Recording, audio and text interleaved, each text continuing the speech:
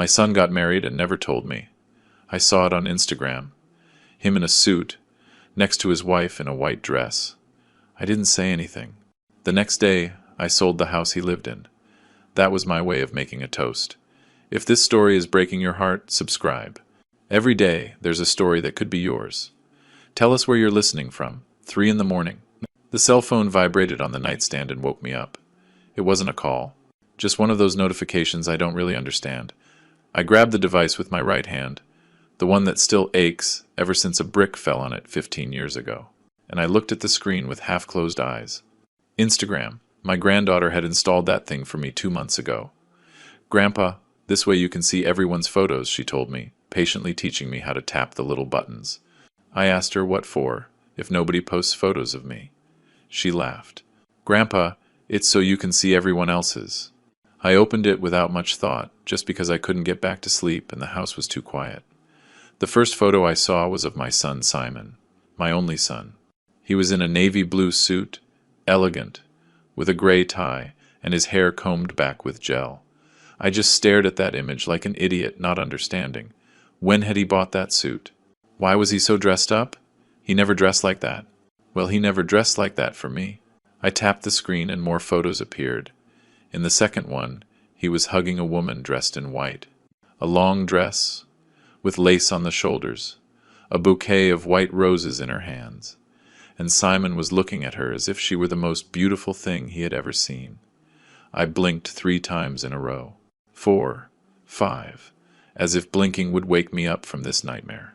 My name is Thomas Duval. I'm 73 years old, and right at this moment I'm looking at my son's wedding photo without understanding how I got here. I swiped to the next photo. There were the in-laws. A guy in his 60s, expensive gray suit, a toothpaste ad smile. A woman in a pink dress, pearl necklace, expensive salon hairdo. Both of them hugging my son. Both smiling as if they had just won the lottery. And in the middle, Simon, happy, beaming, with his arms around them. I brought my face closer to the phone, looking for myself. Looking for myself in some corner of that photo, in some reflection. Nothing. I swiped to the next one. A toast. Champagne glasses raised, people laughing, a huge hall with golden lights and white flowers hanging from the ceiling. How lovely, how elegant, how perfect it all was. I looked at the post's date. Yesterday at 7:47 p.m. I looked up at the wall clock in my room. 3:22 a.m. I did the math in my head, slowly, because the numbers don't come as fast as they used to. 8 hours. 8 hours ago, my son had gotten married. 8 hours ago, he had promised eternal love. 8 hours ago, he had toasted with champagne and cut a cake, and danced the waltz. And I was here, in my one-bedroom apartment, sleeping on a mattress with a dip in the middle from so much use, knowing nothing, without a call, without an invitation, without a dad. I'm getting married on Saturday. Nothing. I went back to the photos. I looked at all of them, one by one. There were about 30 images. 30. The decorated hall, the main table with white linens and huge flower centerpieces, the couple cutting the cake, the guests dancing, Simon lifting his wife in his arms while everyone clapped. I zoomed in on each photo with trembling fingers, looking for myself, looking for my face at some table in the back, looking for even my shadow, but I wasn't there. I wasn't anywhere. Not in any photo, not at any moment. It was as if I didn't exist, as if the 45 years I spent raising that man had been a dream, as if I were invisible. I scrolled down to the comments. There were hundreds. Congratulations. What a beautiful couple. The in-laws look so happy. That last comment stabbed me in the chest. The in-laws. Yes, they were happy. They were right there, front row, hugging him, toasting with him. And I, his father, the one who gave him life, the one who worked for 40 years so he'd have a plate of food on the table. I didn't even deserve a mention. I kept scrolling. So lucky to have a family like that, said another. A family like that. A family where I didn't fit. A family that included them but excluded me. I sat perfectly still, phone in my hands, feeling something break inside me. But it wasn't pain. Not yet. It was confusion. It was shock. It was the feeling of being wide awake in the middle of a nightmare you can't escape. I looked at the date again. Yesterday. Which means less than 24 hours ago my son was organizing this. Less than a week ago he was trying on that suit. Less than a month ago he was sending out invitations. And at no point, in all those days, weeks, months of preparation, at no point did it cross his mind to call his father and say, "Dad, I'm getting married." I took a deep breath and put the phone face down on the table. But 5 seconds later I grabbed it again. I went back to the photos. I looked at them again. All of them. Again. As if I needed to confirm they were real, that I wasn't hallucinating, that my son had truly gotten married without telling me. I zoomed in on the toast photo. I counted the tables. 8 tables. 10 people per table. 80 guests. 80 people who did deserve to be there. 80 people who knew about the wedding before I did. Simon's co-workers, the bride's friends, the uncles, the cousins, the neighbors. Everyone, except me. I have a small apartment here in the Bella Vista neighborhood, with a kitchen I barely use. Because why cook if I eat alone? And a living room with an old armchair where I spend my afternoons watching TV without really seeing it. I've been a widower for 5 years, since my wife died of cancer. My son showed up 3 times during the year and a half she was in agony. I worked for 40 years as a construction worker until my body just gave out. And I have a son who got married last night without telling me. A son who erased me from his life as if I were a stain that needed to be hidden. A son who taught me that it doesn't matter how much you give. If the other person decides you're worthless, you are worthless. I left the phone on the table and sat on the bed, my back against the cold wall. I didn't cry. Not yet. I just sat there in the dark with my eyes open, staring at nothing. Outside, I could hear the distant bark of a dog, the engine of a passing car, the heavy silence of 3 in the morning when the world is asleep, and you're the only one awake with your pain. I thought about calling him, grabbing the phone, dialing his number, waiting for him to pick up and ask him, "Why, son? Why did you do this to me?" But I didn't, because deep down I already knew the answer. Because he didn't want me there anymore. I didn't cry that night. My eyes burned, yes. My throat closed up, yes. But the tears didn't come. Maybe I didn't have any left. Maybe I used them all up crying alone in the hospital, while my wife was dying and my son wasn't answering his phone. Or maybe the pain was just too big to fit into tears. It was bigger than that. It was an emptiness, a huge hole in my chest where a son used to be. I didn't cry that night, but something inside me, something that had kept me standing all these years, that night, it died. And when the sun came up at 6 in the morning, I was no longer the same man. My wife Lucy died on a Tuesday in April, at 4:37 inches the afternoon. I was holding her hand when she stopped breathing. A hand that was once strong, that cooked, that sewed, that caressed my face when I came home tired from work. That hand slowly grew cold, and I kept holding it for another half hour, because I didn't want to let go. Because letting go of that hand meant accepting that Lucy was gone. The cancer took her in a year and a half of agony. Chemotherapies that didn't work, pain that no morphine could dull. And I was there, every day, sleeping in a chair next to her hospital bed, because I wasn't going to let her die alone. Simon arrived that day at 5:30, an hour late. He walked in smelling like his office, his suit wrinkled, in a hurry. "Sorry, Dad, there was a lot of traffic. Lucy had been asking for him for 3 days straight. Where's Simon?" She'd ask me with her weak voice. Every time she opened her eyes. I would lie to her. "He's on his way, honey. He's coming." But he wasn't coming. I'd call him, and it would go to voicemail. I'd send him texts. "Your mom is asking for you." And he'd reply hours later. "I'm on my way, Dad. I just have an important meeting at work. An important meeting. More important than saying goodbye to your mother who is dying."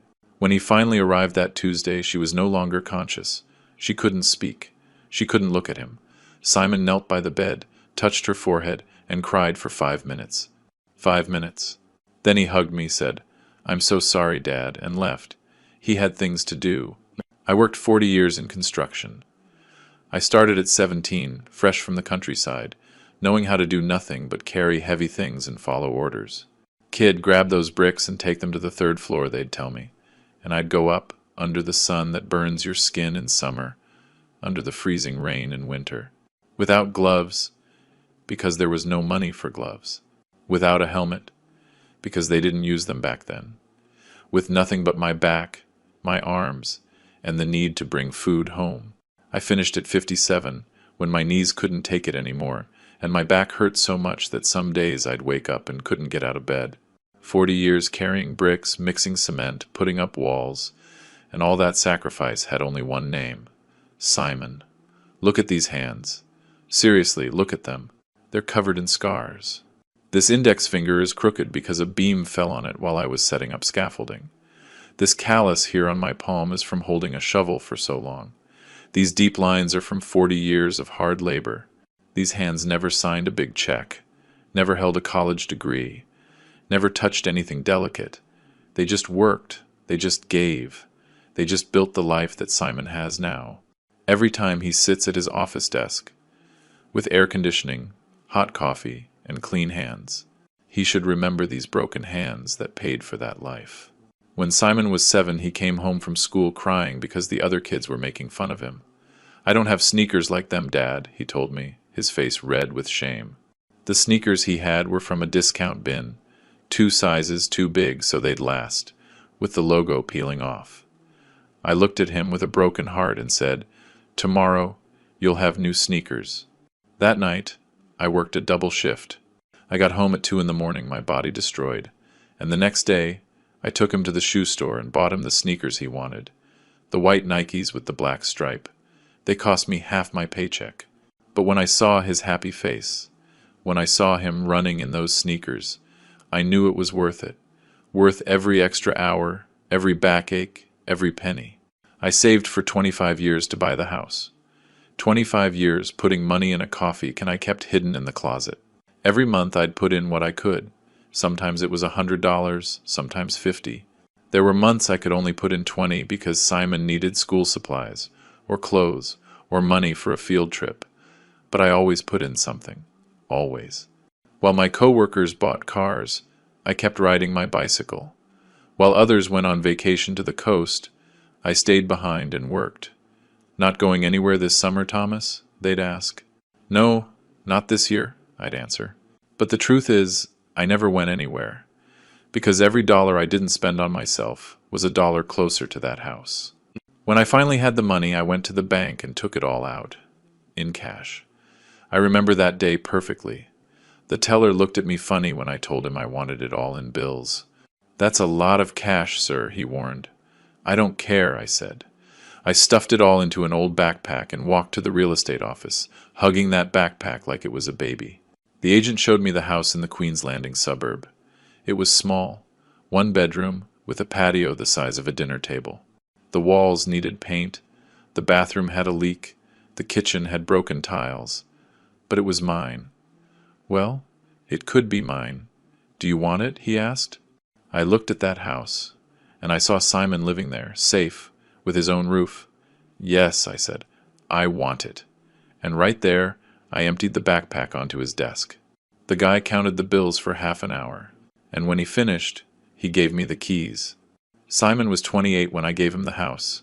He had just graduated as an engineer. He'd gotten his first stable job and was paying expensive rent for an apartment downtown. I was living in a smaller, cheaper place, enough for just me. One day I called him and told him to come over. When he arrived, I already had the keys on the kitchen table. "Sit down," I told him. He sat, looking confused. I pushed the keys toward him. "What's this, Dad?" he asked. "Your house," I said. "I bought a house with my savings, and it's for you. So you never have to suffer like I did. So you never have to pay rent or live in fear of being evicted. This house is yours, son."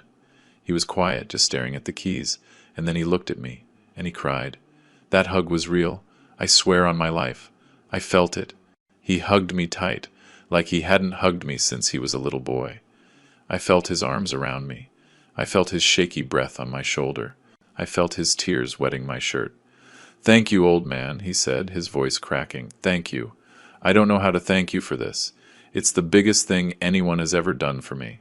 I put my hand on his head, like I used to when he had nightmares, and I told him, "You don't have to thank me for anything, son. Just be happy. And remember your old man every once in a while. He pulled away, looked me in the eyes, and told me something I'll never forget. "I'll never let you down, Dad. I promise. Never." I remember that promise every night when I go to bed alone. I hear it in his voice. "I'll never let you down, Dad." But he already has. I never legally transferred the house. I gave him the keys. I said, "It's yours." And he moved in with all his stuff. But the papers, the deed, the title of ownership, everything stayed in my name.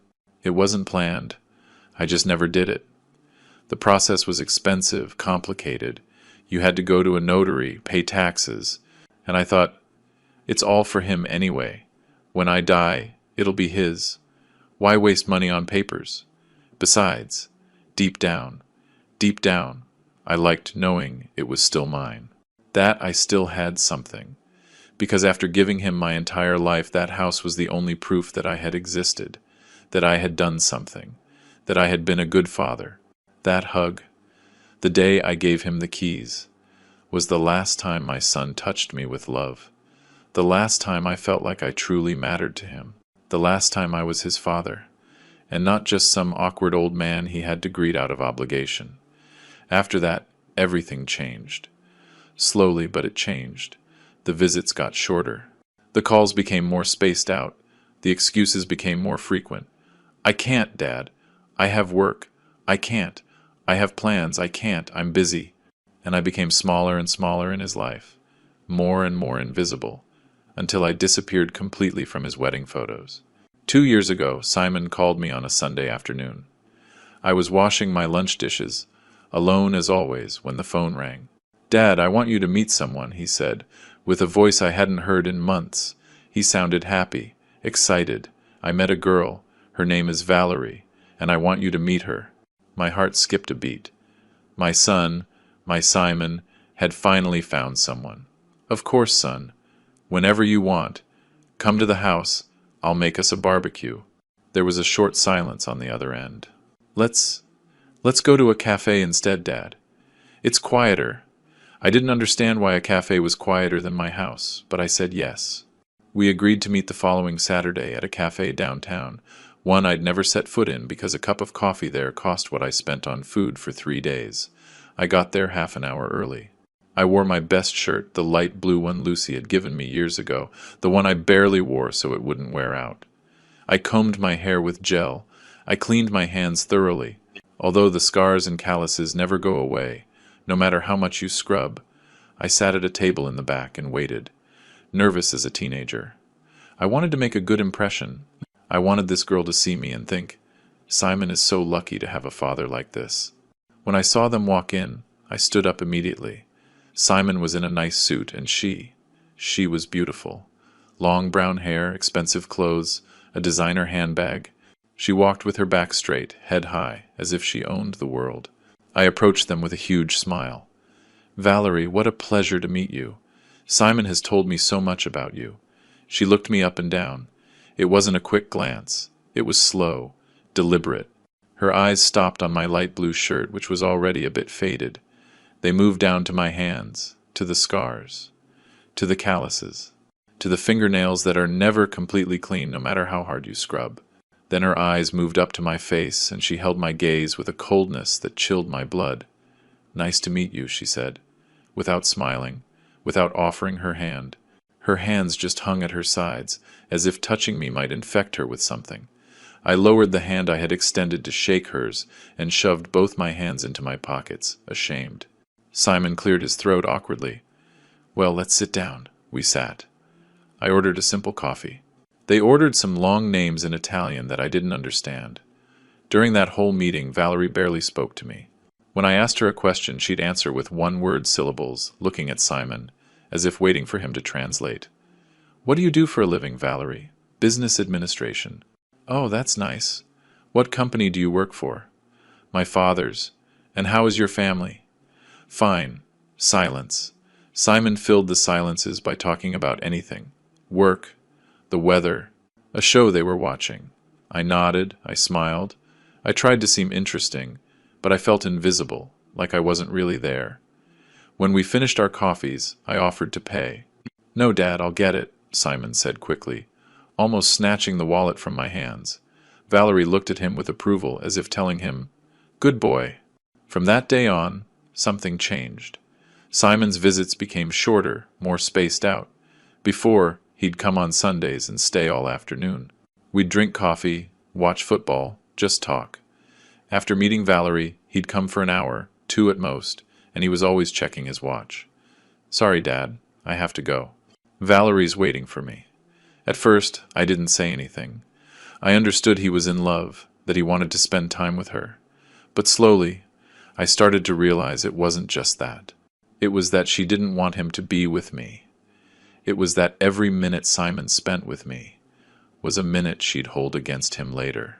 One day I got up the nerve to ask about her. "How's Valerie, son? When do I get to see her again?" Simon changed the subject instantly. "She's fine, Dad."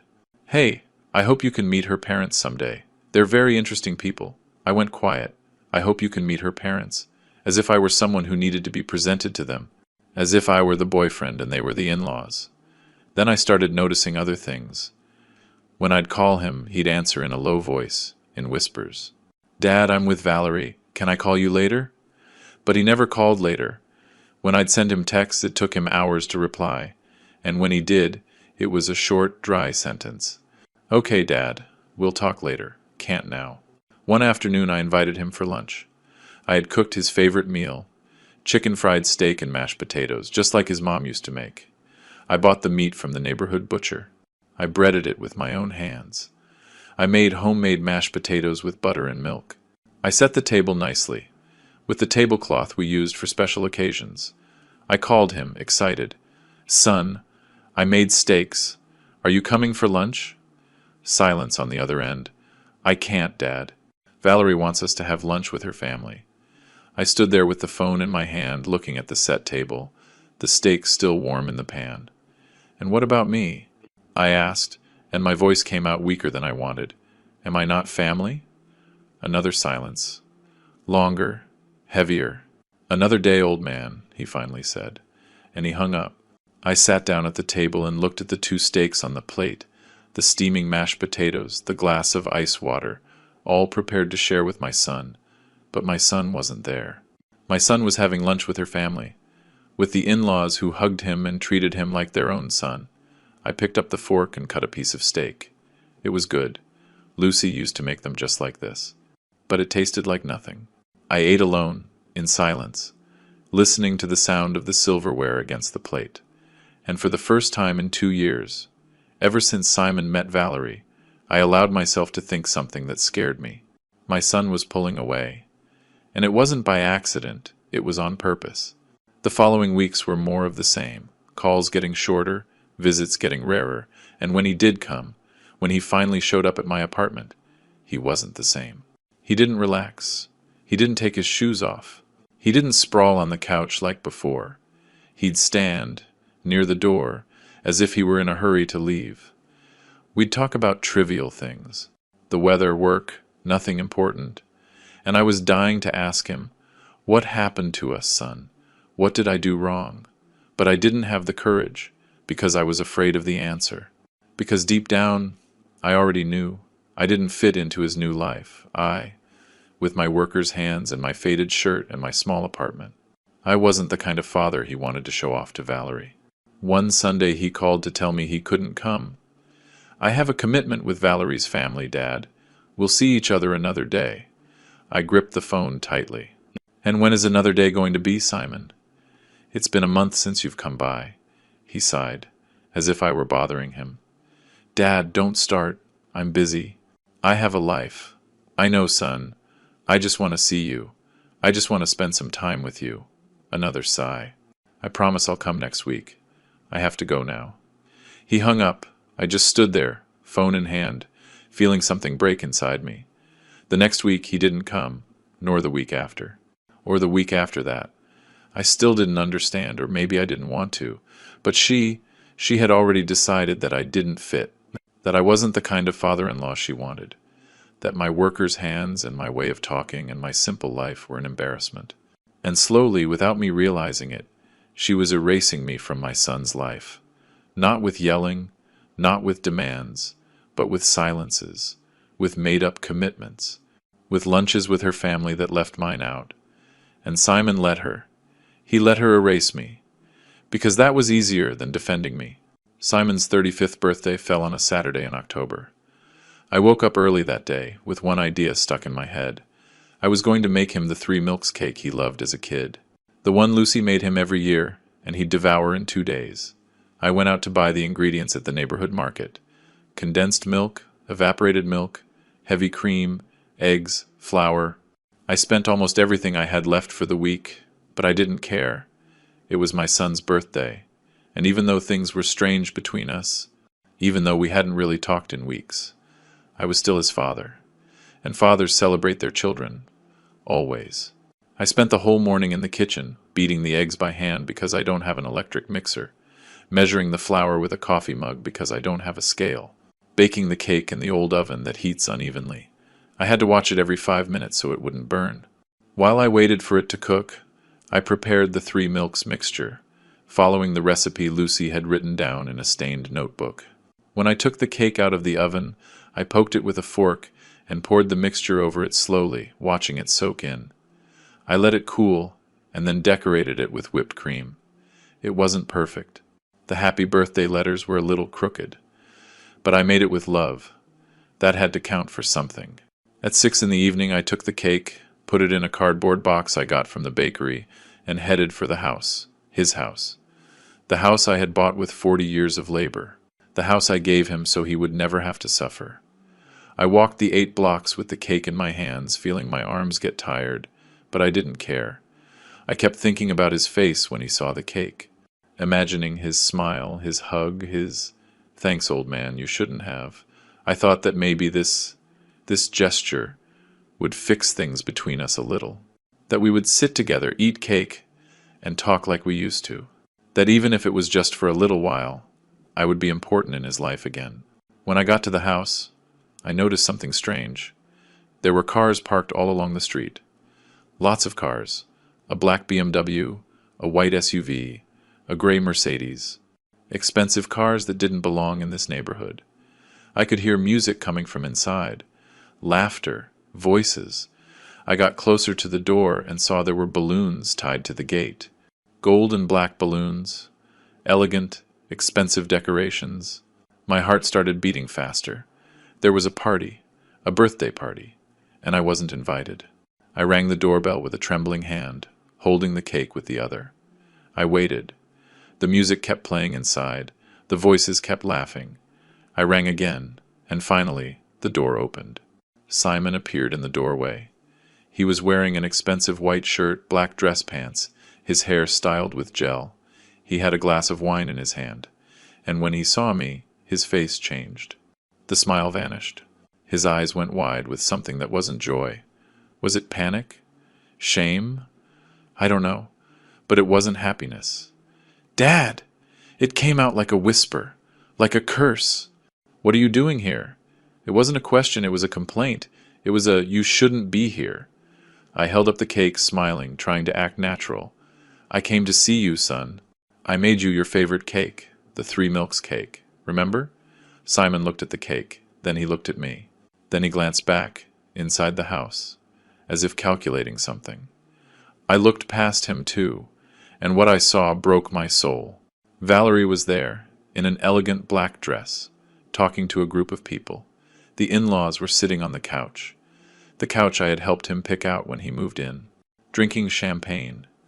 There were trays of expensive food, crystal glasses, soft music, everyone well-dressed, well-groomed, smelling of perfume, and there I was, in my worn-out jeans, my plaid shirt, my old shoes, holding a homemade cake with crooked letters, a cake that suddenly seemed pathetic, ridiculous, poor.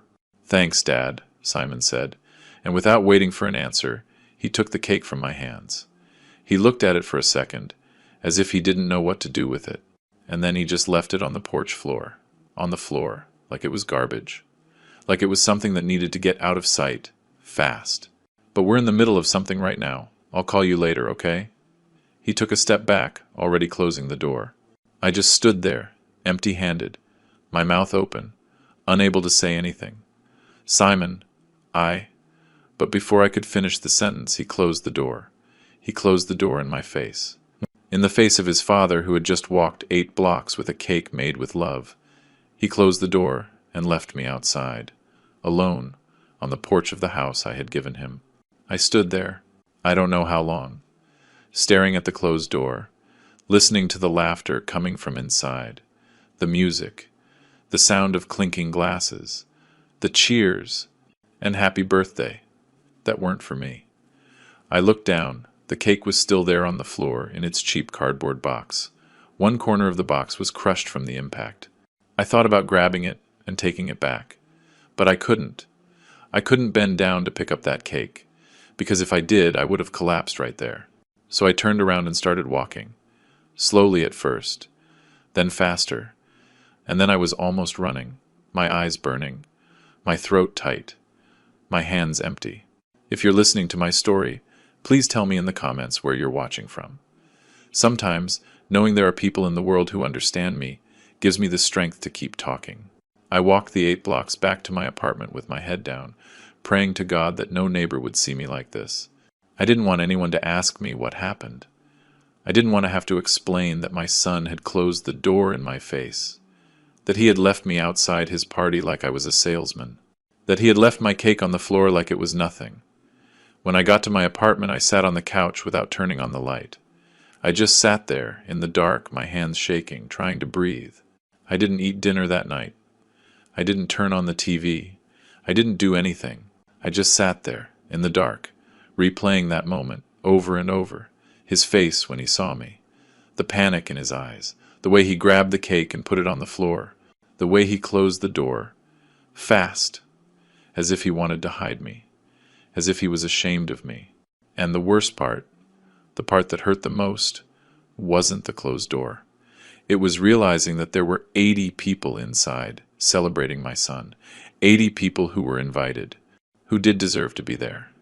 Co-workers, Valerie's friends, the in-laws, the uncles, the cousins, everyone, except me.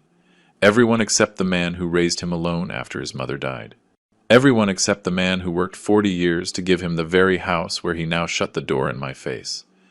That day, that Saturday in October, I understood something I had been denying for months. My son was ashamed of me, of my workers' hands, my cheap clothes, my simple way of speaking, my simple life. I didn't fit into his new, elegant life with his rich girlfriend's family and their champagne glasses and their soft music. I was a mistake from his past that had to be hidden, and he was hiding me. Little by little, party by party, event by event, until the day he would erase me completely. And on that day, sitting on my couch in the dark, I felt something inside me harden. It wasn't sadness anymore. It was something else. It was the seed of something I didn't recognize yet, but I knew it would soon start to grow. After the birthday, something in me broke, but not in the way you'd expect. There was no explosion, no uncontrollable crying. It was something quieter, more final. I started marking the days on the kitchen calendar. That old calendar the bakery gives me every year, with the saints' days and moon phases. Every day that passed without Simon calling me, I'd put a little red line with a marker. At first, I thought it was silly, that it was something a bitter old man would do. But I needed to see it. I needed physical proof that I wasn't exaggerating, that my son's silence was real. The first week, there were 2 red lines. The second week, 5. The third week, 7. And I kept marking. 12 days without a call, then 18, then 23. The calendar filled up with red lines like a prison sentence. Like every passing day was another day I ceased to exist for him. I'd look at that calendar every morning while I drank my coffee, counting the lines, adding them up in my head. 31 days, an entire month without my son calling me, without him asking how I was, without him saying, "Hey, old man, how are you?" An entire month where to him I didn't exist, and the worst part is, I didn't call either, because I was afraid of bothering him. Afraid he'd tell me again that he was busy, afraid of confirming what I already knew, that I was a burden to him. But it reached a point where I couldn't take it anymore. It was a Wednesday, day 23 without hearing from him. and I needed to hear his voice, even if it was just for 2 minutes. I grabbed the phone, dialed the number I knew by heart, and waited. 1, 2, 3 rings. "Hello, Dad." His voice sounded hurried, as always. "Son, how are you? It's been a long time since we talked." Silence on the other end. The sound of cars. He was on the street. "Yeah, Dad, sorry. I've just been slammed with work. Do you need something? Do you need something?" As if the only reason I'd call is if I needed something. As if I couldn't just call because he was my son and I missed him. "No, son. I just wanted to know how you were." "Fine, fine. Everything's fine." "Listen, I'm about to walk into a meeting. I'll call you later, okay? I'll call you later." That phrase, it had become the most common lie of his life. But he never called. 4 more days passed. 5, 6. The red lines on the calendar kept piling up, and I kept waiting for that call that never came. I'd sit on the couch with the phone next to me, staring at it, waiting for it to ring. But it didn't ring, or it would ring with telemarketers. "Mr. Duval? We'd like to offer you a new internet plan." "No, thank you," I'd hang up and keep waiting, like an idiot, like a pathetic old man with nothing better to do than wait for his son to remember he exists. I hated myself for it, but I couldn't stop. It was during those days of waiting that I got sick. First it was a headache, then chills, then a fever. I took my temperature with the old thermometer Lucy kept in the medicine cabinet. 101. I went to bed thinking it would pass with a couple of aspirins and a good night's sleep, but it didn't pass. The next day the fever had climbed to 102. My whole body ached. My joints, my back, even my bones hurt. I got up to go to the bathroom and almost fell. My legs wouldn't respond right. My head was spinning. I got back in bed trembling, and there, alone, my body burning, my mind foggy with fever. I thought, I need help. I grabbed the phone with a shaky hand and called Simon. It was 11 in the morning on a Thursday.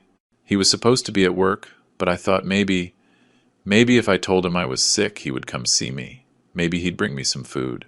Maybe he'd stay for a little while, just to keep me company. The phone rang 6 times before he answered. "Dad?" His voice sounded impatient. I could hear voices in the background. Laughter. "Son?" My voice came out hoarse. "Weak. I don't feel well. I have a high fever. I'm here alone and... Dad, I can't right now. I'm at a work lunch, but, son, I really feel awful. I don't know if Dad listened to me. Make yourself some tea. Get some rest. And if you still feel bad, go to the hospital. I can't go right now. I'll call you later, okay?" And he hung up. I stayed there with the phone in my hand, staring at the black screen, unable to believe it. Make yourself some tea. That's what he told me, as if a cup of tea was going to cure me. As if I were a kid with a cold and not a 73-year-old man with a high fever living alone. I left the phone on the nightstand and lay back down. The fever kept rising. 103. 104. I started to get delirious. I saw shadows on the ceiling. I heard voices. At one point, I swore Lucy was there, sitting on the edge of the bed, stroking my forehead like she used to when I was sick. "It's okay, Thomas. It's going to pass." But when I reached out my hand to touch her, there was no one there, just empty space. I spent 3 days like that. 3 days in bed, alone, shaking with fever, only getting up to go to the bathroom and drink water. I didn't eat anything. I didn't have the strength to cook. I could barely make it to the kitchen, fill a glass of water, and go back to bed. The fridge had an expired yogurt and half a loaf of stale bread. Nothing else. My neighbors didn't know I was sick. Nobody knocked on my door. Nobody asked about me. In those 3 days, I thought I was going to die there, alone, in that bed, and that nobody would find out until the smell alerted the neighbors, days later. And the saddest part is, deep down, a part of me wasn't afraid of that. A part of me was already so tired that dying alone didn't seem so terrible. On the 4th day, the fever broke. I woke up soaked in sweat, but with a clearer head.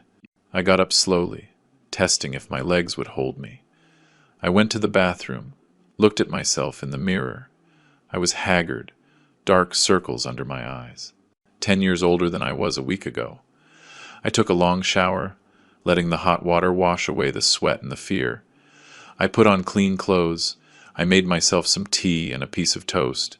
And then, when I felt strong enough, I grabbed the phone and called Simon. I needed to tell him I had been sick. I needed him to know I had a terrible time and he wasn't there. Maybe it wasn't to make him feel guilty. Maybe I just needed him to know. He answered on the third ring. Dad? Simon? I was calling you a few days ago. I was sick, very sick. 3 days with a high fever, alone. Couldn't eat, or... Oh, yeah? He cut me off, as if I were telling him it had rained. That's great that you're better, Dad. Listen, I'm in the middle of something important right now. Can I call you later? There was no concern in his voice. No guilt, nothing. It was the voice of someone answering the phone just to be polite, but who is already thinking about hanging up. Simon, I had a really bad time, I thought. Dad, I have to go. We'll talk later. And he hung up. He didn't wait for me to finish my sentence. He didn't ask what was wrong. He didn't offer to come by. He didn't say anything. He just hung up.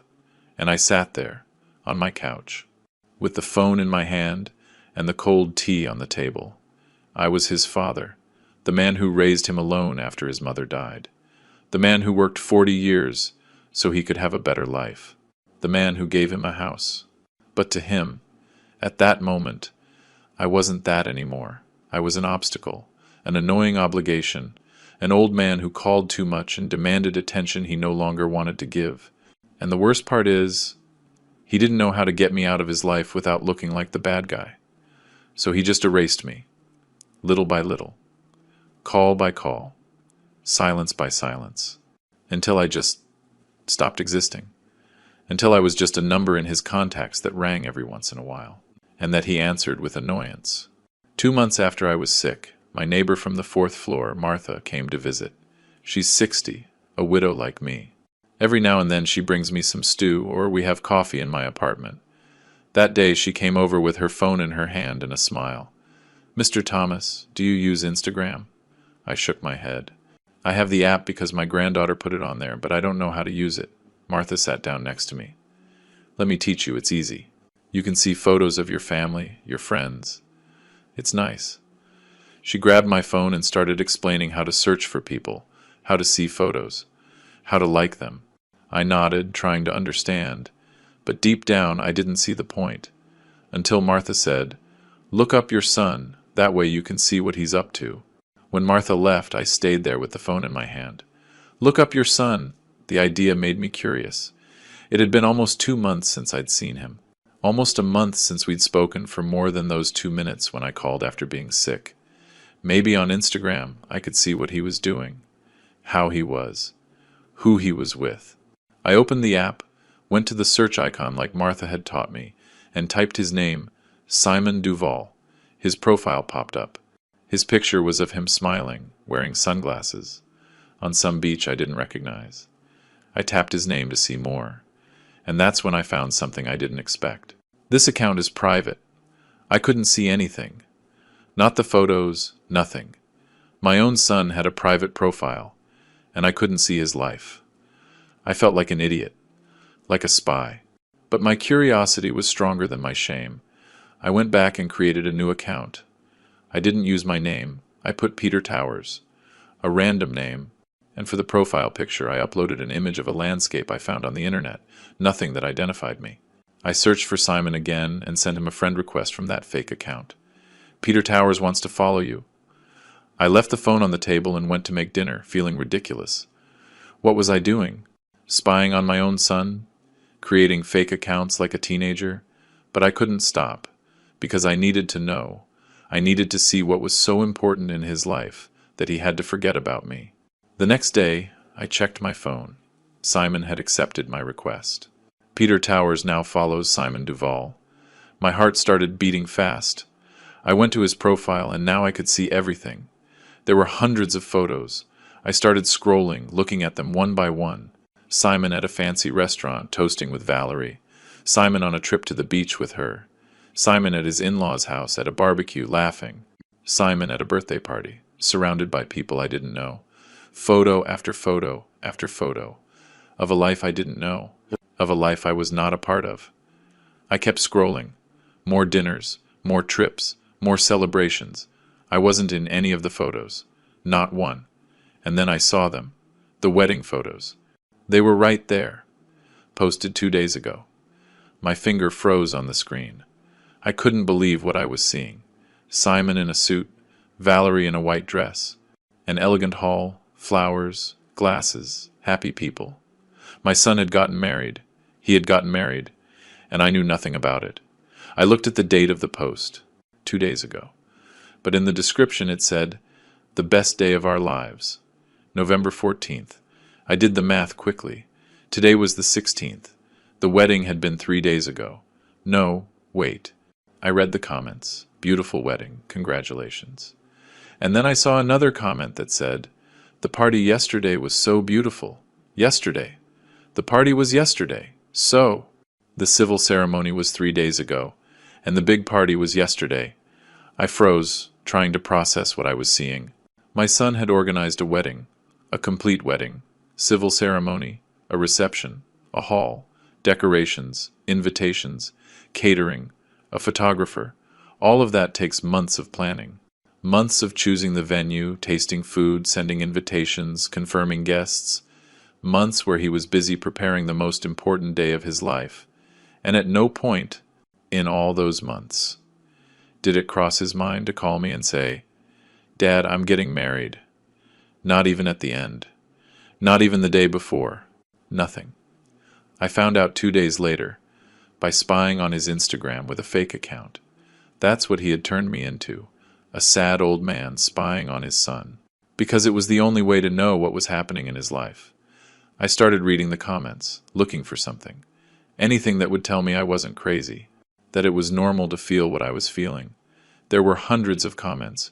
What a beautiful couple, the most handsome bride and groom. What an incredible party. And then I saw one that drove a knife into my chest. It was from the father-in-law, the same guy I had seen in the birthday party photos, the one in the expensive gray suit. His comment said, "Welcome to the family, son. We are so proud of you, son." He called him son, and Simon had replied with a heart emoji. I scrolled down a little more and found another comment from the mother-in-law. "Now you finally have a family that deserves you. We love you so much. A family that deserves you." As if I didn't deserve him. As if I hadn't been good enough. As if 40 years of raising him alone counted for nothing. I kept looking at the photos, one by one, my hands shaking. I looked for any mention of me, any thanks to my dad who couldn't be here, any "I dedicate this moment to my old man who always supported me," anything, but there was nothing. I didn't exist at that wedding. I didn't exist in his life. It was as if I had died years ago, and nobody had bothered to tell me. I zoomed in on the photos of the hall, looking for myself at a table in the back, thinking that maybe he had invited me and I'd forgotten to go. But no, I wasn't anywhere. I counted the tables, 10 tables, 10 people per table, 100 guests, 100 people who deserved to be there, 100 people who were more important than me, his father. I sat on the couch until it got dark. I didn't turn on the light. I didn't make dinner. I didn't do anything but look at those photos over and over, as if looking at them enough times would make me understand what happened. But there was nothing to understand. It was simple. My son had erased me from his life. He had replaced me. The in-laws were his new parents. Valerie was his new family. And I was the embarrassing past that had to be hidden. The blue-collar father with the broken hands and cheap clothes who didn't fit into his elegant life. I felt something shatter inside my chest. It wasn't pain, not anymore. It was something else. It was clarity. It was finally understanding that I was never going to be good enough for him. That it didn't matter how much I gave him, how much I sacrificed, how much I loved him. It would never be enough. If you've ever been erased like that, if you know what it feels like to be excluded from the most important moments, subscribe to this channel. You are not alone in this pain. There are thousands of people who know what it's like to be invisible to someone who is supposed to love you. I left the phone on the table and just sat there, in the dark, listening to the silence of my apartment. Cars passed by outside. A dog barked in the distance. Life went on, indifferent to my pain. And for the first time in my life, I felt like I didn't want to keep begging for love. I didn't want to keep waiting for my son to remember I existed. I didn't want to keep feeling this constant humiliation of being ignored, excluded, erased. Something in me changed that night. Something hardened. Because it's one thing to be forgotten, it's another thing to be replaced. And that I was not going to forgive. My son didn't just exclude me from his wedding. He replaced me. He found new parents who seemed better than me. Parents with money, with a name, with a big house and an elegant vocabulary. Parents who didn't remind him where he came from, who didn't remind him that his pretty life was paid for by an old man who broke his back laying bricks. And I was left there, alone, in my small apartment, looking at the photos of the perfect family my son had chosen. A family where I didn't fit, where I would never fit. Because I wasn't his father anymore. I was just the mistake from his past that he had successfully erased. But he made one mistake. He forgot that the house he lived in, the house he would surely bring his new wife to, the house that gave him that comfortable life, that house was still mine. 3 days passed without me calling Simon. 3 days of looking at the phone, picking it up, dialing the first few numbers, and then deleting them. 3 days of making excuses to myself. Maybe he didn't invite me because he thought I was still sick. Maybe he wanted something small and they'll do a family celebration later. Maybe it was a misunderstanding. I was looking for explanations where there were none. Because the truth hurts. And I still wasn't ready to accept that my son had erased me on purpose. That it wasn't an oversight. That it wasn't a mistake. That it was a conscious decision to exclude me from the most important day of his life. But deep down I already knew. I just needed to hear him say it. On the 4th day, I woke up at 5 in the morning with my heart racing. I had dreamed of Lucy. She was sitting on the edge of my bed, young, like when we got married. And she was looking at me sadly. "Ask him," she was saying. "You need to ask him." I woke up with that voice in my head. I needed to ask him. I needed to hear it from his mouth. Even if it hurt, even if it destroyed me. I got up. I made some coffee. I sat at the kitchen table with the phone in my hand. It was 6:30 the morning. Too early to call. I waited until 9, then 10, then 11. At 11:20, I couldn't wait anymore. I dialed his number with a trembling finger. The phone started to ring. It rang once, twice, 3 times, 4. I thought he wouldn't answer. I thought it would go to voicemail and I'd have to leave a pathetic message asking him why he didn't invite me to his wedding. But on the 5th ring, he answered. "Dad? Son?" My voice cracked. I cleared my throat. "Son, I need to talk to you." "Dad, I'm on my honeymoon. I can't talk right now." Honeymoon. The 2 words hit me like fists. Honeymoon. After a wedding I didn't go to. After a party where I didn't exist. "It will only take 2 minutes," I told him. I heard a long sigh on the other end. Voices in the background. Valerie asking something. Simon covering the phone and answering her. Then he came back. "Okay, make it quick." I swallowed. The words were stuck in my throat. "Son, I saw the pictures on Instagram, the pictures of your wedding." Silence on the other end. A long, heavy silence. That confirmed everything I needed to know. He knew that I knew. And he didn't care. "You got married?" I asked, even though I already knew the answer. I needed to hear him say yes. I needed him to admit it. "Yes," he finally said. One word. Dry. No explanation. No apology. "And why didn't you tell me?" My voice came out weaker than I wanted. More broken. "It was something intimate, Dad. Something intimate." I clung to that word like a drowning man. Maybe it was intimate. Maybe it was just the 2 of them and a judge. Maybe the photos were from something else. "Intimate?" I repeated, and my voice came out harder. "Simon, I saw the photos." I counted the tables. There were 80 people. There was a hall decorated with flowers. There was catering. There was a photographer. There was music. That's not intimate. That is a big party that you decided not to invite me to. Silence again. I could hear him breathing on the other end. I could imagine him there, in some beach hotel with Valerie beside him. annoyed that his father was ruining his honeymoon with complaints. "Dad, don't start," he finally said. His voice had that tone, that fed-up tone you use when someone is bothering you about something you don't want to talk about. "I have to go." "No," I said, and I surprised myself with how firm it sounded. "I'm not letting you go until you explain why." "Why what, Dad?" His voice rose a little. He was getting angry, as if I were the one doing something wrong. "Why didn't you invite me to your wedding? I'm your father, Simon. I raised you alone after your mom died. I worked 40 years to give you everything. I gave you a house. And you get married. And you don't even tell me. Why?"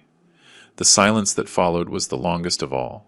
I could hear the ocean in the background, seagulls, people laughing in the distance, and my son on the other end of the line choosing his words, knowing that whatever he said would change everything between us. "Because I knew you'd do this," he finally said. His voice sounded tired, resigned. "Complain, make me feel guilty, ruin everything with your drama." I froze. "My drama?" The words barely came out. "Simon, you excluded me from the most important day of your life. And I'm the one with the drama? Dad, I wanted it to be a perfect day. No complications. And you're always a complication. A complication." That word went through me like a bullet. I was a complication. I, who gave him life. I, who sacrificed everything for him. I was the problem. "A complication?" I repeated, unable to believe it. "Yes," he said, and now his voice sounded annoyed, as if I were forcing him to say things he didn't want to say. "Valerie and her family are. They're on another level. You understand? And I didn't want you to feel uncomfortable. I didn't want them to see you, and—" He didn't finish the sentence. He didn't have to. I understood perfectly. He didn't want them to see me. He didn't want his elegant in-laws to meet his blue-collar father with the broken hands and cheap clothes. He didn't want me to ruin his image. He didn't want me to remind everyone where he came from. "So you hid me," I said. It wasn't a question, it was a confirmation. "It's not like that, Dad." "Yes, it is, Simon. You hid me as if I were something to be ashamed of." "Dad, stop." He raised his voice for the first time. "It's done. It's over. I can't change the past. If you want to be angry, be angry. But I'm not going to keep talking about this. I have to go. Simon, wait." But he had already hung up. I heard the dial tone, and I just stood there, with the phone pressed to my ear, listening to that sound, unable to move. I sat at the kitchen table for hours. The coffee went cold. The sun moved across the window. The shadows changed places. And I just sat there, with the phone in my hand, replaying the conversation in my head over and over. "You're always a complication. I didn't want them to see you. I'm not going to keep talking about this." Every sentence was a new blow. Every word was a confirmation of what I already knew but didn't want to accept. My son was ashamed of me. It wasn't an oversight. It wasn't a mistake. It was a conscious, planned decision, executed with coldness. He excluded me on purpose, because I didn't fit into his new life, because I was the poor past that had to be hidden. That night, I didn't sleep. I lay in bed, staring at the ceiling, my eyes open in the darkness. The conversation repeated in my head like a broken record, and suddenly, like a lightning bolt, I understood something that chilled my blood. All that distance over the last 2 years. All those excuses. All those short visits and canceled calls. It wasn't because he was busy. It was because he was preparing the ground to erase me. First he pushed me away, little by little, so that when he finally excluded me from his wedding, I'd already be so far out of his life that it would barely be noticeable. It was a plan, a long, calculated plan, to get rid of me without having to give explanations. That's when I understood. It wasn't that he forgot me. It was that he hid me, on purpose, with premeditation, out of shame that I existed. And that hurt more than anything else. Because it's one thing to be forgotten in a moment of madness or stress. It's another thing to be hidden because you're considered an embarrassment, because they think you're a stain on their perfect life. That night, lying in my bed, staring into the darkness, I felt something break forever between us. Something that could never be repaired. Because love can survive many things, but it cannot survive shame. When your child is ashamed of you, that's the end of everything. I didn't call him again. I didn't send him messages. I didn't complain anymore. The silence that followed that conversation was different from all the silences before. Before, when he didn't call, I suffered. I waited. I'd look at the phone, praying for it to ring. But now, the silence was mine. It was my decision. And there was something liberating in that. Something that gave me back a little bit of dignity. The days passed. 1 week. 2 weeks. Simon didn't call either. He didn't ask how I was. He didn't try to fix things.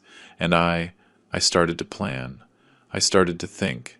I started to remember something I had forgotten. The house was still mine. I woke up one Tuesday at 6 inches the morning with a mental clarity I hadn't had in months. I got up, made myself a strong coffee, and went straight to the bedroom closet. In the back, hidden behind some old boxes, was the small safe that Lucy and I bought years ago to keep important documents. I pulled it out carefully, put it on the bed, and entered the combination I knew by heart. 2, 7, 0, 3. Simon's birthday. The safe opened with a metallic click. Inside were our birth certificates, our marriage license, Lucy's death certificate. And there, at the bottom, folded carefully, was the deed to the house in the Queen's Landing suburb. I took it out with shaking hands. I unfolded the yellowish paper, worn from the years, but perfectly legible. There it was, title deed. And below, in clear letters, owner, Thomas Duval, my name, my ID number, my signature, the date of purchase, the 12th of March 2015, almost 10 years ago. I ran my fingers over the letters, feeling the texture of the paper, remembering the day I signed this, the day I became the owner of something for the first time in my life. I searched every page for any mention of a transfer to Simon, any signature of his, any attached document. Nothing. There was nothing, because I never did the legal transfer. I gave him the keys. I said, "It's yours." But legally, officially, the house was still mine. It had always been mine. I sat on the edge of the bed with the deed in my hands and just stared at it for an hour, maybe more. The sun came in through the window and moved across the floor. The sound of cars outside, a dog barking. Life went on while I held that paper and made the most important decision of my life. I remembered every brick I paid for with my sweat, every extra hour I worked, every time my back ached and I kept going anyway because I needed the money, every penny I saved for 25 years. That house wasn't just a gift. It was my entire life converted into walls, and I gave it to him, thinking I was giving him security, love, a future. But I was wrong. I gave him everything, and he learned that everything I gave had no value. I got up from the bed, put the deed in an envelope, and got dressed. I put on my best pants, a clean shirt, shined my shoes. I combed my hair carefully. I looked at myself in the mirror. The man looking back at me was not the same one who had been crying in silence for months. He was no longer the desperate father begging for attention. He was something else. He was someone who had understood something fundamental. You don't beg for dignity. Either they give it to you, or you take it back yourself. And if my son had decided I didn't even deserve a place at his wedding, then he didn't deserve the greatest gift I had ever given him. The house was going to stop being his. Not because I was vengeful, but because I finally understood that giving everything without being valued isn't love. It's self-destruction. At 9 in the morning, I grabbed the phone and looked in my contacts for the number of Mr. Ernest Miller, a neighborhood lawyer who had helped me with the paperwork when Lucy died. I dialed. He answered on the third ring. "Mr. Thomas, what a surprise. How are you?" His voice was warm, kind. "Mr. Miller, I need to sell a property. Today." There was a silence on the other end. "Today? Mr. Thomas, those things take time. We have to do appraisals, publish the listing, wait for offers." "No," I interrupted him. My voice sounded firmer than I expected. "It has to be today. Or tomorrow at the latest. It's urgent." Another silence. "Are you all right, Mr. Thomas? Did something happen?" "Yes," I said. "Something happened, but I'm going to be fine." I just need you to help me sell that house as quickly as possible." Mr. Miller asked me to come to his office at 11. I arrived on time, with the envelope holding the deed under my arm. He showed me into his office, offered me a coffee, which I accepted even though my hands were shaking. He sat behind his desk and looked at me with those lawyer eyes that have seen it all. "Tell me, Mr. Thomas, why the rush?" So I told him. Not everything. I didn't tell him about the wedding. I didn't tell him my son was ashamed of me. I just told him I had decided to sell the house that was in my name, that my son lived there, but that legally it was mine, and I needed to do it fast. He nodded, without judgment, and said, "I'll make some calls. I have a client who is looking for a house in that neighborhood for his daughter. Maybe he'll be interested." At 3 in the afternoon, Mr. Miller called me. "Mr. Thomas, I have a buyer. He wants to see the house tomorrow, first thing in the morning. If he likes it, he's willing to pay cash and close in 48 hours. My heart sped up. Cash? Yes. He's a businessman who wants the house for his daughter, who's getting married next month. He's in a hurry. He's offering a fair price. It's not an offer to refuse. I gave him the address. I told him he could go see it tomorrow at 8 in the morning. I hung up. I sat on my couch, phone in hand, feeling everything start to move. There was no turning back now. I had made the decision, and something inside me, something that had been broken for months, started to feel whole again. I barely slept that night, not from anxiety, not from doubt, but from a strange mixture of nerves and peace. I lay awake, thinking about everything that had happened, about how I had gotten here, about how a father who gave everything ended up being treated like garbage, about how unconditional love becomes a weakness when the other person doesn't value it. And I understood something it took me 73 years to learn. Giving everything doesn't make you a good father. It makes you invisible, because people only value what costs them, and I never charged my son for anything. Not a thank you. Not an I love you. Not even respect. I gave him everything for free, and he learned that I was worthless. Well, it was time for him to learn another lesson. At 8 in the morning the next day, Mr. Miller called. "Mr. Thomas, the buyer saw the house. He loved it. He wants to close today. Are you sure about this?"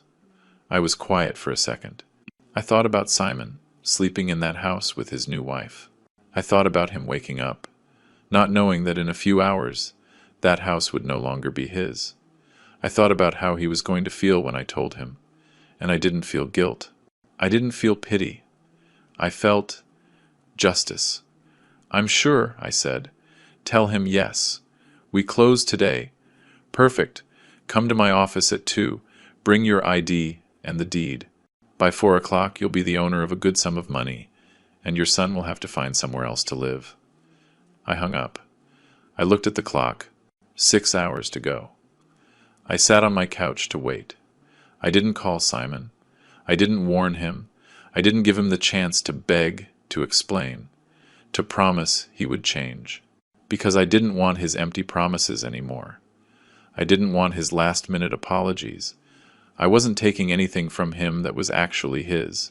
I was just going to teach him what it feels like to lose what you never valued, what it feels like to have someone take away what you took for granted, what it feels like to be in my shoes, and maybe, just maybe, when he was left without a roof over his head, when he had to explain to his wife and his in-laws why they had to move out immediately, when he had to look for a new place and pay rent and feel that insecurity. Maybe then he would understand what I did for him when I gave him that house. Or maybe not, but I didn't care anymore, because this wasn't about him anymore. It was about me, about getting back something that had been taken from me, my dignity. At 2 in the afternoon I was sitting in Mr. Miller's office. Across from me sat a man in his 50s, elegant suit, impeccable white shirt. His name was Robert Mendez, and he owned a chain of hardware stores. He was buying the house for his daughter who was getting married in a month. "It's perfect for her," he said, reviewing the deed. "The neighborhood is quiet. The house is a good size. My daughter is going to be very happy there." I nodded in silence, thinking about the irony. This man was buying the house to make his daughter happy. I had bought that exact same house to make my son happy.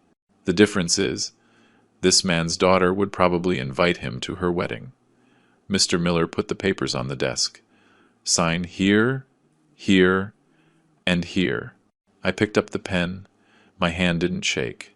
I signed every page calmly. My name, my ID, my signature, 1, 2, 3 times. Mr. Mendez signed after me. Mr. Miller notarized everything. He stamped the papers, organized the files. Done, he said with a smile. Mr. Thomas, you are no longer the owner of this property. Mr. Mendez, congratulations. The house is yours. The man opened a black briefcase and took out stacks of bills. He counted them on the desk. $50,000, in cash.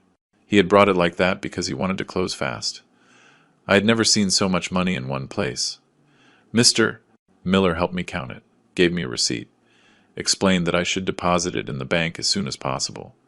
I just nodded, looking at those bills, thinking, this is what 40 years of my life is worth. This is what a father's sacrifice is worth. I left the office at 3:15 inches the afternoon. The sun was strong. The street was full of people. Cars passing. The normal life of any given Tuesday. But for me, nothing was normal. I had just sold the house where my son lived. I walked 2 blocks to a park. I sat on a bench, took my cell phone out of my pocket, and just stared at it. Now came the hard part. Now I had to call him. I had to tell him the house was no longer his, that he had 2 weeks to get out. My finger hovered over his name in my contacts. I took 3 deep breaths. 4, 5, and I dialed. The phone rang twice before he answered. Dad? His voice sounded normal, carefree, not knowing his life was about to change. Son, I said, and my voice came out calmer than I expected. I need you to vacate the house in 15 days. Silence on the other end. A confused silence. What? What are you talking about? The house where you live, the one in Queen's Landing. I need you to vacate it. Another silence. Dad, are you okay? What do you mean, vacate? I closed my eyes, feeling the sun on my face, and I said the words I had been rehearsing in my head for days. I sold it this morning. The silence that followed was absolute. I could hear him breathing. I could feel his brain processing what he had just heard. I could picture his face, and then, like an explosion. You did what? His voice almost broke my eardrum. He was screaming. What did you do, Dad? You sold the house? Yes, I said calmly. The house was mine, Simon. It was in my name. And I decided to sell it. I signed the papers an hour ago. No, no, that can't be. That house is mine. There it was. The sentence I was waiting for. No, son, I said, and every word came out clear, firm, without hesitation. That house was never yours. I gave you the keys. I told you it was yours, but I never legally transferred the deed. The title was always in my name. It was always mine, and now it belongs to someone else. I heard a noise on the other end, like he had thrown something. Dad, that is my house. I live there with my wife. You can't do this. Your wife, I repeated, and I let those 2 words hang in the air for a moment. That woman I don't know. That woman you married without inviting me. That woman you chose when you decided I didn't deserve to be in your life. Dad, this has nothing to do with that. It has everything to do with that, Simon. It has everything to do with you erasing me from your life like I was garbage, as if 40 years of raising you meant nothing, as if giving you a house didn't even earn me an invitation to your wedding. His breathing was heavy. I could hear him pacing, panicking. Dad, please don't do this. We can talk. We can fix things. There's nothing to fix, I said. The papers are signed. The money is in my pocket. The new owners take possession in 2 weeks. Dad, you can't do this. His voice broke. Now there was desperation. Now there was fear. Where am I going to live? What do I tell Valerie? What do I tell her family?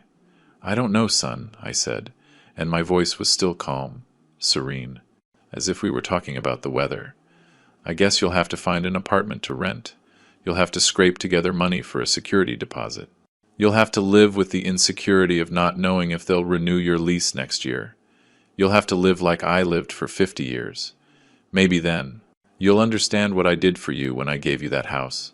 But I can't afford rent right now. We just got married. Valerie, quit her job. We're on our honeymoon. Then cut the honeymoon short and come back to find a place to live. You have 2 weeks. Have a good trip, son. And I hung up. I turned off my phone. Completely. I didn't put it on silent. I turned it off. I sat there on that park bench, with the sun setting on my face, feeling something strange in my chest. It wasn't joy. It wasn't sadness. It was relief. It was the feeling of having done something I should have done a long time ago. Taking back my dignity. Stopping my begging for love. Stopping my acceptance of crumbs. I sat there for half an hour, 40 minutes, watching people pass by. Kids playing in the park. Pigeons pecking at the ground. Normal life just continued, while my life changed forever. Then I got up, walked to the nearest bank, and deposited the money. All of it. Every last bill. It was mine. Legally. Morally. I had earned it with my sweat, and now it was in my account. When I left the bank, I turned on my phone. Immediately, it started vibrating. 1 missed call. 2, 5, 10, 20, 47 missed calls, all from Simon, and messages, dozens of messages. I opened them and read them, one by one, without answering any. Dad, please, pick up. Dad, I need to talk to you. Dad, you can't do this. I'm begging you, call me. Dad, please, you have to understand. I didn't mean to hurt you. Dad, answer me. I'm begging you. I'm desperate. I don't know what to do. Valerie is crying. Her family wants to talk to you. Dad, please. I read them all, and I felt nothing. Well, I did feel something. I felt satisfaction. Because now he was looking for me. Now it was urgent. Now I was important. But not because he loved me, because he needed something from me. I put the phone in my pocket without replying. I kept walking to my apartment. I climbed the stairs slowly, my knees aching, as always, but I felt lighter. I entered my home, closed the door, and stood in the middle of the living room, my small apartment, my old armchair, my kitchen I barely use, my simple life, my humble life. But it was my life, and for the first time in years, I felt like it was enough, that I was enough. I didn't need my son to validate me. I didn't need him to invite me to elegant events. I didn't need to be part of his perfect life. I had my own life, and my own dignity. And right now, that was worth more than any house. Now he was looking for me. 47 calls in 2 hours. But it wasn't because he missed me. It wasn't because he realized he loved me. It was because I took something from him. Because I finally made him feel what I had felt for years. The insecurity, the fear, the loss. And I realized something fundamental. People only look for you when they need something from you. As long as I had things to give, as long as I was useful, I existed. But when I stopped giving him everything, when I stopped being the father who sacrifices in silence, when I finally set a boundary, then he reacted. But it was too late, way too late. Because you can't get respect back by begging. You get it back by acting. And I had finally acted. The next day, at 8 in the morning, someone pounded on my door. It wasn't a normal knock. It was a desperate, angry pounding. 3 hard bangs, then 4, then 5 in a row, like they wanted to break the door down. I was in the kitchen drinking my coffee. I left the mug on the table and walked to the door in no hurry. I knew who it was. I had been expecting him. I opened the door, and there was Simon. His eyes were red. His face was a mess. His hair was disheveled. He was wearing the same clothes as yesterday. It was obvious he hadn't slept. It was obvious he had driven all night from the beach, from his honeymoon, to get back here. He looked at me with a mixture of fury and desperation. "We need to talk," he said, his voice hoarse and broken. I didn't say anything. I just stepped back and let him in. He entered like a hurricane, walking straight into the living room, spinning around to face me with his fists clenched. "How could you do this to me?" His voice was shaking. He was on the verge of exploding.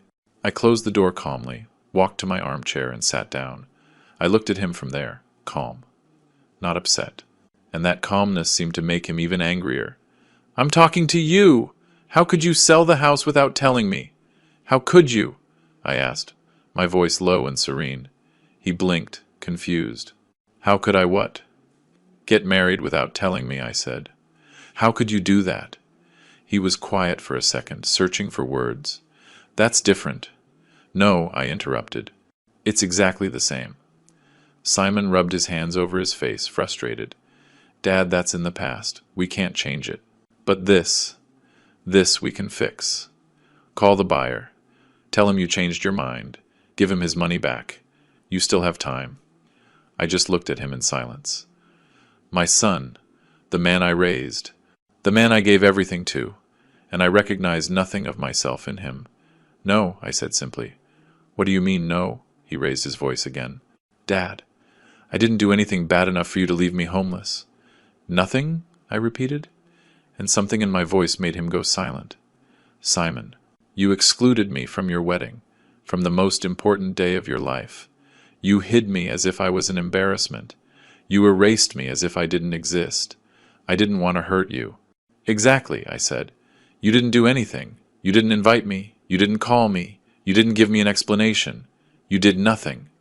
He started pacing, desperate. "It was Valerie," she thought. "She thought you wouldn't fit in with her family, that it would be awkward." There was a steel in my voice now. "What did you think, Simon? I don't care what Valerie thought. I don't care what her family thought. I care what you thought. Did you want me to be there?"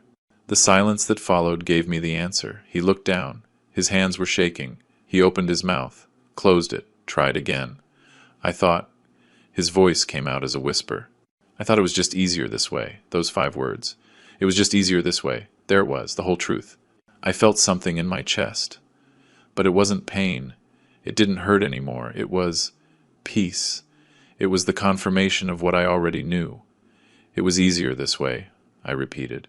"It was easier to erase me than to defend me. It was easier to hide me than to introduce me with pride. It was easier to push me aside than to stand up to your wife and tell her that your father, the one who raised you, the one who gave you a house, was going to be at your wedding because he damn well deserved to be." Simon looked up. His eyes were full of tears. "Dad, You found out I sold the house faster than I found out about your wedding," I interrupted. "Ironic, isn't it? I found out 2 days later on Instagram, spying on you with a fake account. You found out in minutes with a direct call. See the difference?" He just stood there, tears streaming down his face, not knowing what to say. And I kept talking, with a calmness that surprised even me. "I bought that house for you, with 40 years of breaking my back laying bricks, with 25 years of saving every last penny, with all the vacations I never took, with all the little things I never bought for myself. I bought it thinking about your future, thinking about your security, thinking that you would never suffer like I suffered." My voice cracked, just barely, but I continued. "But you decided I didn't deserve to be in your life, that I was an embarrassment, that I didn't fit into your elegant world with your rich wife's family. So, I decided you didn't deserve that house, because that house was a gift of love, and you proved to me that you don't love me." "Yes, I do love you," he shouted, his voice breaking completely. "You're my dad! Of course I love you!" "No," I said, shaking my head. "You love what I give you. You love the free house. You love the silent sacrifice. You love having a father who never asks for anything but me as a person, with my worker's hands and my cheap clothes and my simple life. You don't love me. You're ashamed of me. That's not true." "Then explain why I wasn't at your wedding," I said, my voice hard. "Explain why you never introduced me to Valerie properly. Explain why, when I was sick with a high fever, you told me to make some tea and didn't come to see me. Explain all of that." Without using the words "I was busy," or "it was just easier," he opened his mouth. But nothing came out. Because he had no explanation. Because the truth was obvious. Simon slumped onto the opposite armchair, his head in his hands. "Dad, forgive me," he said through his sobs. "Forgive me, please. I messed up. I know. I was a terrible son. But please, don't leave me homeless. Please, Do it for me. For everything we had together, I watched him cry. This 35-year-old man, crying like a child. And I felt nothing. Or not exactly nothing. I felt pity. But not the kind of pity that makes you give in. The kind of pity you feel for someone who is finally facing the consequences of their actions. I can't, son, I said softly. Forgiveness is for first times, for honest mistakes. But this wasn't a mistake. This was a decision you made, one that lasted for months. Months of planning a wedding without inviting me. Months of watching me suffer and doing nothing. I can't forgive that. But I'm your son, he said, lifting his head, his face wrecked. I'm your only son. I know, I said. And that house was the only asset I had. The only thing I had left from 40 years of work, and I gave it all to you. Everything. And it wasn't enough. I was never enough for you. So I decided that you weren't enough to keep what I built. I stood up from my armchair, went to the kitchen, grabbed my coffee, took a sip. When I came back to the living room, Simon was still there, sunk into the chair, crying silently. You have 2 weeks to vacate, I told him. If you need help moving, let me know. I can come help you pack. But the decision is made. The house isn't yours anymore. It never really was. Simon stood up slowly, as if every muscle in his body was heavy. He looked at me with his red eyes, with a mixture of pain and something else. Hate? Resentment? I don't know. He walked to the door, paused with his hand on the knob. I'm never going to forgive you for this, he said without turning around. That's fine, I replied. I'm not going to forgive you for what you did either. He opened the door and left. The door closed behind him with a soft click, and I just stood there, in the middle of my living room, coffee in hand, waiting to feel something. Guilt, regret, pain, but the only thing I felt was silence. A clean, weightless, anguish-free silence. And then, slowly, something else. Peace. I went to my old armchair, sat down, and for the first time in years, I breathed easy. Sometimes, getting your dignity back costs you a house. It costs you relationships. It costs you family. But believe me when I tell you, it's worth every penny. It's worth every tear. It's worth every uncomfortable moment. Because living without dignity isn't living. It's surviving. Begging for crumbs of love from people who don't value you. And I was tired of begging. I was tired of being invisible. I was tired of accepting anything just so I wouldn't be alone. That house is gone. My son is gone too, in a way. But I got myself back. I got back something I had lost years ago, in respect for myself. And sitting in my armchair, drinking my coffee, looking out the window, I finally felt at peace. It wasn't the peace of having everything. It was the peace of knowing I would never again accept less than I deserve. And that is priceless. What about you? What would you have done in my place? Would you have given him your dignity along with that house? Or would you have done the same thing I did? If this story stirred something inside you, if it made you feel anger, sadness, or even relief, leave me a comment down below telling me what you think. Give it a like if you think I did the right thing, or tell me if you think I was wrong. And subscribe to William's Revenge Stories to hear more stories like this. Stories of real people who one day said, "Enough," and took back their dignity. It means more than you can imagine. It means we're not alone in this pain, that there are thousands of people who understand what it feels like to be invisible to someone who is supposed to love you. Thanks for listening to the end. I'll see you in the next story, where we'll keep sharing these truths that hurt, but that need to be told. Until the next story.